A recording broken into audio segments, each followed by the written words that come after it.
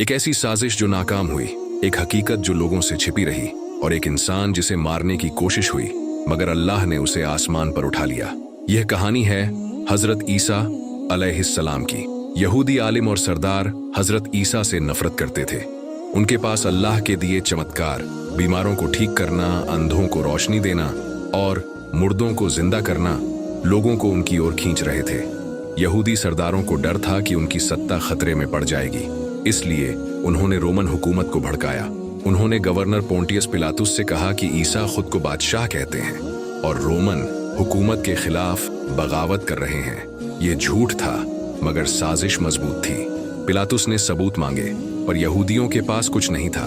फिर भी दबाव में आकर रोमनों ने गिरफ्तारी का हुक्म दे दिया। यहूदी सरदारों ने योजना बनाई और हजरत ईसा के शागिर्द यहूदा इस्करियोती को रिश्वत देकर साथ मिला लिया। यहूदा ने उनकी मौजूदगी की जगह बता दी। जब हजरत ईसा अपने हवारियों के साथ थे, यहूदा सिपाहियों को लेकर वहां पहुंचा, लेकिन अल्लाह का करिश्मा हुआ।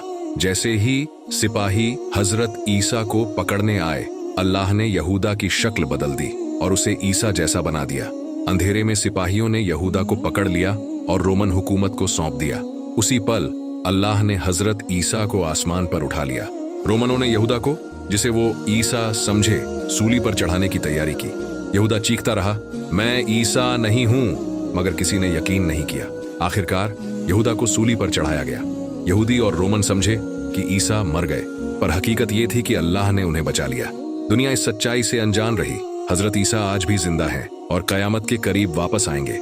ये साजिश नाकाम हुई और अल्लाह की हिकमत जीत गई।